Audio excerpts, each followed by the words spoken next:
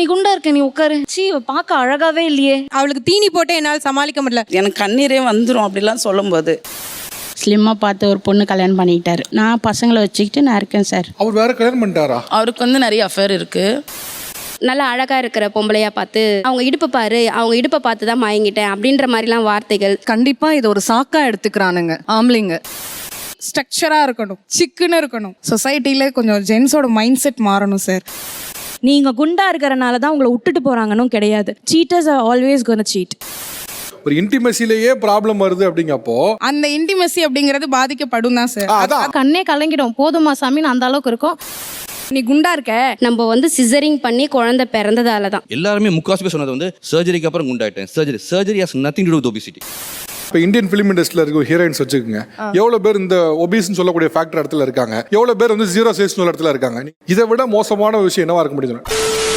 உடல் பருமனாக இருப்பது எனக்கு ஓகே தான் என்பவர்கள் வெர்சஸ் இல்லை எனக்கு அது மன உளைச்சலை தருகிறது என்பவர்கள். உங்க ஃப்ரெண்ட் சர்க்கிள்ல, உங்க உறவினர்கள் சர்க்கிள்ல வந்து பெட் நேம் ஒன்று வச்சிருப்பாங்க. அந்த பெட் நேம் என்ன? எல்லக்கல்லு. என்ன வந்து பெருச்சாலின்னு சொல்லுவாங்க சார். குண்டா இருக்கிறதுனால கும்கி அப்படின்னு கூப்பிடுவாங்க சார். அது வந்து ரொம்ப ஆள் மனசை வருத்தப்பட வைக்கும். அது அந்த சமயம் நம்ம சிரிச்சிட்டு கடந்து போயிடுவோம். இது ரொம்ப பாவம்பா. யானைக்குட்டி இல்லை, யானைக்குட்டி எங்களை அப்படின்னு சொல்லி அப்படி கேட்கும்போது ஒவ்வொரு நேரமும் எனக்கு கண்ணீரே வந்துடும் அப்படிலாம் சொல்லும்போது. அடுத்தவங்க கூப்பிட்டா கூட எனக்கு தெரியாது, ஆனால் கட்டின புருஷனே வந்து நம்மளை அந்த வார்த்தையை கேட்கும்போது என்னால் தாங்கிக்க முடியல. நானும் பழிக்காத மாதிரியே எவ்வளவு நேரம் நான் அடிக்கிறது. உங்களோட ஆண் நண்பர்கள் உங்களுக்கு வச்சிருக்க பெட் நேம் என்ன? ஆன்டி அப்படின்னு சொல்லுவாங்க சார். ஆன்டி. மேல் கூட பாசமா செல்லமா பப்ளி மாஸ் லட்டு அந்த மாதிரி கூப்பிடுவாங்க. ஆனா ஃபீமேல் தான் ரொம்ப கண்ணே கலங்கிடும், போதுமா சாமின்னு அந்த அளவுக்கு இருக்கும். பட் ஆனால் ஆக்சுவலி நீங்க ஐ எம் ஓகே வித் இட்னு இருக்கீங்க, பட் நீங்களே வந்து கண்ணெல்லாம் கலங்கிருன்னு சொல்றீங்களா? எல்லாத்தையும் கடந்து தானங்க வரணும். ஸ்டார்டிங்ல அப்படிலாம் இருந்துச்சு. ஸ்டார்டிங்ல கண்டிப்பா இப்ப அவங்க அழுதுட்டாங்க, அதே மாதிரிதான் ஸ்டார்டிங்ல எனக்கு இருந்தது. அதுக்கப்புறம் இப்போ கடைசி வரைக்கும் கூட இருக்க உடம்பு, அது யார் என்ன சொன்னா நமக்கு என்ன, நம்ம உடம்பு நம்ம எப்படி ஃபீல் பண்றோம். இப்படிதான் இருக்கணும் சார். ஆக்சுவலா நானுமே ஒரு மேரிட் பர்சன் தான். இப்போ நான் செப்பரேட்டா வந்துட்டேன், டிவோர்ஸ்டு. காரணம் நான் ஃபேட்டா இருக்கேன் தான். நீ குண்டா இருக்க, நீ உன்னை வெளியில கூட்டு போறதுக்கே எனக்கு ஒரு மாதிரி இருக்கு, உன்னை என் ஒய்ஃப்னு சொல்றதுக்கே எனக்கு ஒரு அசிங்கமா இருக்கிற மாதிரி இருக்கு, நீ எனக்கு அக்கா மாதிரி இருக்க அப்படின்றாரு. அவ்வளவு குடும்பம் பண்றானா அவன்? எப்படி டக்குனு டிவோர்ஸ் வரைக்கும் போச்சு? பிடிக்கலன்னு சொல்றாரு சார். எனக்கு உங்க கூட வாழவே பிடிக்கல அப்படியே சொல்லிட்டாரு. நம்ம பார்ட்னரே இப்படி சொல்லிட்டாரு. அவருக்காக தானே நம்ம வாழறோம், நம்ம ஏன் இருக்கிறோம், பேசாம நம்ம லைஃபை முடிச்சுக்கிட்டா என்ன அப்படின்ற ஒரு ஸ்டேஜ்ல இருந்தேன். ஐயோ, நீ உடல் பருமனா இருக்க அப்படின்னு சொல்லி வேண்டான்னு சொல்லி டிவோர்ஸ் வரைக்கும் போயிருக்காங்க. அப்படி இங்க யாருக்காவது இந்த மாதிரி பிரச்சனை ஏற்பட்டிருக்கா? எனக்கு வந்து மேரேஜ் ஆகும்போது பாத்தீங்கன்னா 13 ஏஜ். என்னடி சொல்ற? 2004ல வந்து பெரிய பாப்பா இருந்தாங்க. ரெண்டாவது பாப்பா பிறக்கும்போது பாத்தீங்கன்னா வெயிட் பாத்தீங்கன்னா 65. நம்ம வந்து சிசரிங் பண்ணி குழந்தை பிறந்ததால தான். அவங்க பேசின வார்த்தைகள் வந்து நீ சாப்பிட்டு சாப்பிட்டு நல்லா குண்டா இருக்கே, அதனால தான் இந்த உடம்பு இப்படி இருக்கு அப்படின்னு சொல்லு சில நிறைய வார்த்தைகள். சரி, இப்ப ஃபீல் பண்ணி என்ன பிரயோஜனம்? நல்லா அழகா இருக்கிற பொம்பளையா பார்த்து அதை வந்து ஓப்பனா வந்து என்கிட்டே சொல்லுவாங்க. அவங்க இடுப்பு பாரு, அவங்க இடுப்பை பார்த்து தான் மயங்கிட்டேன் அப்படின்ற மாதிரிலாம் வார்த்தைகள். நீ எல்லாம் ஏன்டா உசுரோட இருக்க?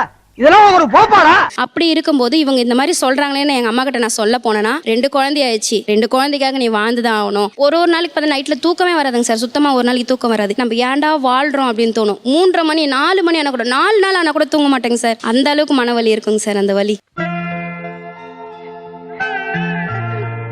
ஓகே, உங்களுக்கு இந்த உடல் பருமன்ங்கிறது உங்க வாழ்க்கையில என்ன தாக்கத்தை ஏற்படுத்துச்சு? என் ஹஸ்பண்ட் வந்து நான் குண்டா இருக்கேன் அப்படிங்கறத வந்து சொல்லும்போது கஷ்டமா இருந்துச்சு. நான் டைரக்டாவே கேட்க ஆரம்பிச்சிட்டேன், ஏன் என்னாச்சு, நான் குண்டா இருக்கிறதுனால உனக்கு பிடிக்கலையா?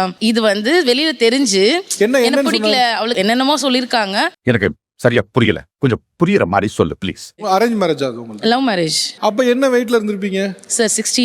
அதுக்கப்புறம் 105 போனேன். அவங்க ஹஸ்பண்ட் இந்த பிரச்சனை சொல்லி டிவோர்ஸே வாங்கிட்டாராமா? எக்ஸாக்டா சொல்லணும்னா பிரிஞ்சிட்டோம் அப்படின்னு சொல்லலாம் சார். அவருக்கு வந்து நிறைய அஃபேர் இருக்கு, லேடி கூட இருந்தாரு. அவர் வந்து வரவே மாட்டாரு சார் வீட்டுக்கு. அவர் வந்து அவங்களுக்கு பிடிச்சவங்களோடவே போயிடுவாரு. ஏண்டா தரித்திரம் முடிச்ச மூதேவி, உன் கதை என்னடா காரி துப்புற மாதிரி இருக்கு? எங்க வீட்டுல வந்து லவ் பண்ணி தான் கல்யாணம் பண்ணிட்டோம். அந்த குண்டு தான் அவருக்கு ரொம்ப பிடிச்சது. குட்டி குஷ்புன்னு சொல்லி ஃபர்ஸ்ட் கூட்டினு வந்தவர் அவரு. நீ கல்யாணம் பண்ணி 2 தம்பி பிறந்த அப்புறமா வந்து கொஞ்சம் வெயிட் நிறைய போட்டேன். பார்த்தாலே தெரிகிறது. தெரிகிறதா? அப்போ வந்து அவர் ஸ்டார்ட் பண்ணிட்டாரு என்னை வந்து நீ ரொம்ப குண்டா இருக்கிற உன் கூட வெளியே வர கொஞ்ச நாள் சில விஷயம்லாம் அவாய்ட் பண்ணிட்டாரு. வெளியே கூட்டின்னு போறது, ட்ரெஸ் எடுத்து கொடுக்கறது இதெல்லாமே அவாய்ட் பண்ணியாச்சு. அப்புறம் எனக்கு வேண்டாம் அப்படின்னு சொல்லிட்டு பிரிஞ்சிட்டு 14 வருஷம் ஆகுது சார். சோ நீ ஃபார்மலா டிவோர்ஸ் வாங்கிட்டீங்களாமா? இல்ல சார், பிரிஞ்சு இருக்கிறோம் அவ்வளவுதான் சார். அவர் வேற மேரேஜ் பண்ணிட்டு இருக்கிறாரு, நான் பசங்களை வச்சுக்கிட்டு நான் இருக்கேன் சார். என்னங்க எனக்கு ஒண்ணுமே புரியல. அதுதானப்பா எனக்கும் புரியல. அவர் வேற கல்யாணம் பண்ணிட்டாரா? ஆமாங்க சார், ஸ்லிம்மா பார்த்து ஒரு பொண்ணு கல்யாணம் பண்ணிட்டாரு. இப்போ நீங்க ஆக்சுவலா கேஸ் ஃபைல் பண்ணலாமே? இல்ல சார், ஏன் அவரை லவ் பண்ணிட்டேன் சார் நான். அவரெல்லாம் கேள்வி கேட்காத இடத்துல நான் வச்சிருக்கிறேன். இன்னமும் யாருன்னா அவர் பார்த்து கேள்வி கேட்டாங்கன்னா எனக்கு கஷ்டமாயிடும் சார். இப்படி இருந்தீங்கன்னா நீ பொழைக்கிற ரொம்ப கஷ்டம். பிரிஞ்சு வந்தது கூட 2 பேரும் எடுத்து முடியும்னு சொல்லலாம். பட் அவர் வேற கல்யாணம் பண்ணிட்டாருங்க, நீங்க என்ன அவர் மேல இவ்வளவு பரிவு காட்டுறீங்க? அது லவ் பண்ணிட்டேன் சார். அவரை ரொம்ப கோவம் வரல சார் எனக்கு. அவர் எப்படி வந்துருவாருன்ற ஒரு நம்பிக்கை. எப்படி வருவார்? அவர் தான் கல்யாணம் பண்ணிட்டார்ல. பண்ணிட்டா கூட என்ன சார், என்னைக்கா இருந்தாலும் என் பசங்களுக்கு அவர் தானே சார் அப்பா. அவர் உங்களை ஒதுக்குன மாதிரி நீங்க ஒதுக்க மாட்டீங்க? நான் ஒதுக்க மாட்டேன் சார். இப்போ இப்படிலாம் பார்க்கும்போது தான் ஒரு லைஃப் பார்ட்னரை வந்து எவ்வளவு குரூஷியலா இருக்கும் சூஸ் பண்றதுன்னு தெரியுது. கரெக்ட், நியாயமான பேச்சுப்பா.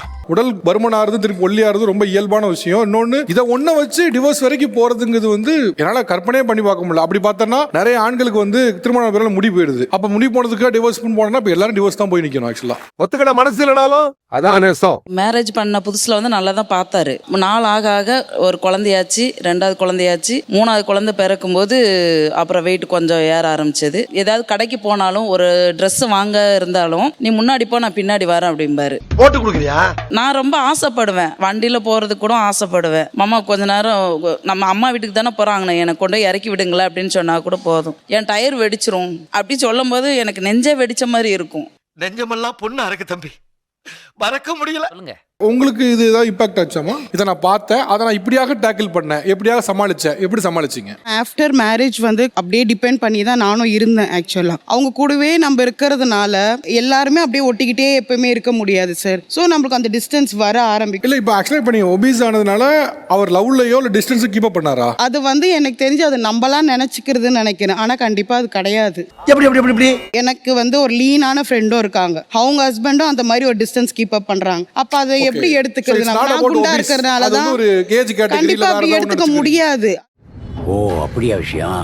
ஒரு நிமிஷம். போக போக 2 பாப்பா பிறந்த அப்புறம் வெயிட் போட்டுடுறோம். நம்ம அந்த என்ஜாய்மெண்ட் நம்மளுக்கு இருக்கும், ஆனா அவங்களுக்கு இருக்காது சார். 4 செவத்துக்குள்ள நடக்கிற விஷயத்துல வந்து அந்த இடத்துல நம்மளுக்கு அந்த இடத்துல வலி கொடுக்குறாங்க அப்படின்னும் போது அப்பவே சொல்லும் போது நம்மளுக்கு அதுலயே புரிஞ்சிடுமே சார். ஒரு இன்டிமேசிலேயே ப்ராப்ளம் வருது அப்படிங்கப்போ அது வரைக்கும் ஒழுங்கா இருந்த ஒருத்தர் இன்டிமேசிலே ப்ராப்ளம் வருதுன்னா அப்போ வந்து இந்த டிரான்ஸ்ஃபர்மேஷனை அவரால் மனதளவில் ஏற்றுக்க முடியல. அதனால தான் அவர் சொல்றோம், அதனால தான் நாங்கள் வந்து உடல் சேஞ்சினால தான் வெளியே போனார் நாங்கள் சொல்றோம் அப்படிங்கிறாங்க.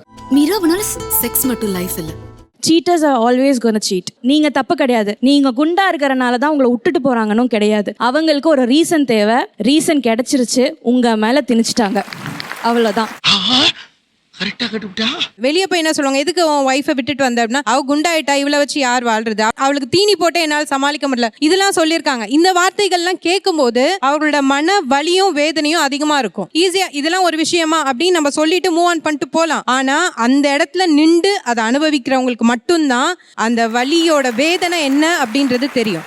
ரொம்ப கரெக்டா சொன்னப்பா, இது முதல்ல சொல்லிடக்கூடாதா? நான் 10th படிக்கும் போது தான் சார் என்னோட வெயிட் செக் பண்ணேன். அப்ப நான் வந்து 70 kg இருந்தேன் சார். இப்போ நான் எவ்வளவு கேஜஸ் இருக்கேன்னு எனக்கு தெரியாது. நான் அக்செப்ட் பண்ணிக்கிட்டேன். என்ன நாங்களே எங்களை அக்செப்ட் பண்ணிக்கிறோம், ஆனா சொசைட்டி எங்களை அக்செப்ட் பண்ணிக்கல. மேம், சொசைட்டி நம்மள அக்செப்ட் பண்ணாது. இனஃப்டா, அடிச்சிடு. சொசைட்டில தான் உங்க அப்பா வராங்க, உங்க அம்மா வராங்க, மாமனார் வராங்க, மாமியார் வராங்க, ஹஸ்பண்ட் வராங்க. அவங்களை எதிர்பார்க்காம உங்களால பண்ண முடியாதுல்ல. இப்ப நீங்க சார் ஒரு கட்டத்துல சார் இப்படி எல்லாரும் சொல்றாங்க அப்படின்னு நம்ம சேஞ்ச் ஆகிட்டே இருந்தோம்னா ஆக்சுவலா நீங்க எல்லாருமே இவங்களுக்கு மோட்டிவேஷன் கிளாஸ் கொடுத்துட்டு இருக்கீங்க. அவங்க சொல்ற இஷ்யூக்குள்ள வரவே மாட்டீங்க. இல்ல சார், அந்த இன்டிமசி அப்படிங்கறத அவங்க சொன்னாங்க. அந்த இன்டிமசி அப்படிங்கறது பாதிக்கப்படும் தான் சார். அதுதான் அந்த இடத்துல வந்து அந்த மைண்ட் செட் மாறும் பொழுது மட்டும்தான் சார் அந்த இன்டிமசி பாதிப்பு அடையாம இருக்கும். இப்பதான் புரியுதா? எனக்கு புரியுது. ஒபிசிட்டினால நம்ம நிறைய விஷயத்த வந்து ஃபேஸ் பண்றோம் தான், இல்லைன்னு நான் சொல்லலை. ஆனா அந்த ஒபிசிட்டி மட்டும் தான் எல்லாத்துக்குமே ப்ராப்ளம் கேட்டால் கிடையாது. என்கிட்ட ஒருத்தவங்க வந்து ஒரு விஷயம் பண்ண முடியாது அப்படின்னு சொன்னாங்கன்னா அவங்க கிட்ட நான் போய் வாயில சொல்ல மாட்டேன் சார். நான் அதை செஞ்சு காமிச்சிட்டு இது பாருங்க என்னால பண்ண முடியும் அப்படின்னு நான் காமிப்பேன். எங்களுக்கு வந்து மோட்டிவேஷன் வேணாம் சரிங்களா? எங்க மோட்டிவேஷன் நான் பண்றதே இல்ல. என்னடா நீ இப்படி அடம் பிடிக்கிற? நீங்க 2 பேருமே ஒரே பொசிஷன்ல இருக்கீங்க. ஆனா நீங்க சொல்றீங்க ஒரு இடத்துல போய் வாய்ப்பு மிஸ் ஆச்சுன்னா அது மட்டுமே வாழ்க்கை இல்லைன்னு. இதை விட மோசமான விஷயம் என்னவா இருக்க முடியும்? நான் ஒரு இடத்துக்கு போறேன், என்னை இதுக்காக ரிஜெக்ட் பண்றீங்க, இது மட்டுமா வாழ்க்கை? உனக்கு வேறு வேலை இருக்கிறது, அது வேலை இருக்குது, எனக்கு எதான் வாழ்க்கை நான் தான் முடிவு பண்ணுவேன். எஸ்பினா எஸ்பி தாயா, இவங்க அப்பப்ப வாழை ஒட்ட நறுக்கிக்கிட்டே இருக்கணும். Shaming is different. நம்ம ஒருத்தவங்களை வந்து ஷேம் பண்றோம், ஃபேட் ஷேம் பண்றோம், பாடி ஷேம் பண்றோம்னாக்க அது டிஃப்ரெண்ட். ரெண்டாவது வந்து இன்செக்யூரிட்டி இஸ் டோட்டலி டிஃப்ரெண்ட். இன்செக்யூரிட்டின்னு சொல்றீங்க. அப்ப இன்செக்யூரிட்டி என்ன பண்ணும்? ஐயோ நம்மளுக்கு நல்லா ஆட வருது, நம்ம ஆடக்கூடாது, 4 பேர் முன்னாடி போய் நான் ஒதுங்கி இருக்கணும். அது இல்ல, ஆடணும், நம்மளுக்கு ஒரு வாய்ப்பு கிடைக்கணும். ஆனா மிஸ் எல்லாம் நீ குண்டா இருக்க, நீ உட்காரு, நீலாம் வந்து நீ அசிங்கமா இருப்ப, உட்காரு. ஆனாலும் தளர விடல, வருவோம், நம்ம மேல வருவோம், நம்மளால முடியும்னு வந்தோம். 4 கப்பு டான்ஸ்ல ஜெயிச்சோம். இந்த பொண்ணுக்கு யார் கொடுத்தா? இவெல்லாம் ஏன் வந்து வின் பண்ணா? சீ, இவ பார்க்க அழகாவே இல்லையே, என்ன பண்றது?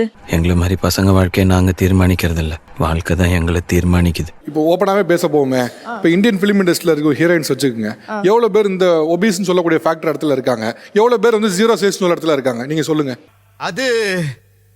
அது நீ இப்படி எங்களை மடக்கவே நான் எதிர்பார்க்கவே இல்லை. உடல் பருமனுக்கு மொத்தம் 8-9 காரணங்கள் இருக்கு. கருவில் இருக்கும் போதுலேருந்து அம்மா குண்டாலேருந்து என்விரான்மெண்டல் ஃபேக்டர்ஸ், நம்ம சாப்பிட்ற சாப்பாட்டில் நியூட்ரிஷன் எல்லாம் சேர்ந்து எஃபெக்ட் ஆகிறது தான் ஒபிசிட்டி. எந்த மாதிரி உடம்புக்கு எந்த மாதிரி சொல்யூஷன் தேவைன்றது கண்டுபிடிச்சா மட்டும்தான் முடியும். சில பேர்த்துக்கு டயட் இருந்தால் போதும், சில பேர்த்து எக்ஸசைஸ் பண்ணணும், சில பேர்த்துக்கு மருந்து சாப்பிட்டே ஆகணும், சில பேர்த்துக்கு சர்ஜரி பண்ணி ஆகணும். 80% of all obese people have some kind of a psychological problem, stress related.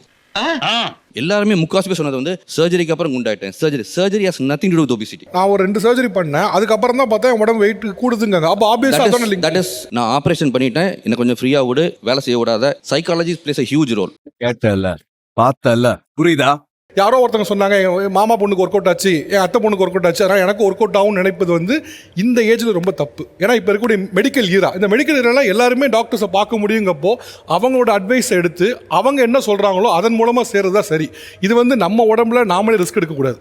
இன்னொன்று, எல்லா ஸ்கின்னும் அழகு தான், எல்லா ஷேப்பும் அழகு தான், அதில் எந்த சேஞ்சும் கிடையாது. Every shape is beautiful, every skin is beautiful. தெரிஞ்சிக்க புரிஞ்சிக்க, கரெக்டா இருந்தா புரட்டா கரெக்டா. லைக் பண்ணுங்க, ஷேர் பண்ணுங்க, சப்ஸ்கிரைப் பண்ணுங்க. அந்த பெல்லுங்கிற பட்டன் இருக்கும், உங்க பொண்ணான கையால அந்த பெல்லை மட்டும் கொஞ்சம் அமுக்கிடுங்க.